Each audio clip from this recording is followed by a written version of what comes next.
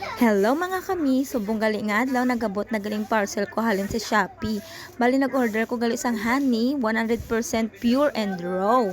Ang himuon ko ni gali mga kami, i-mix ko ning honey plus ang garlic.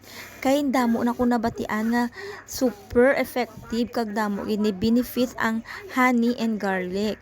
Kag ari nagali ho na ko sang garlic, bali ibutang ko na ni siya sa sulod sang jar with honey.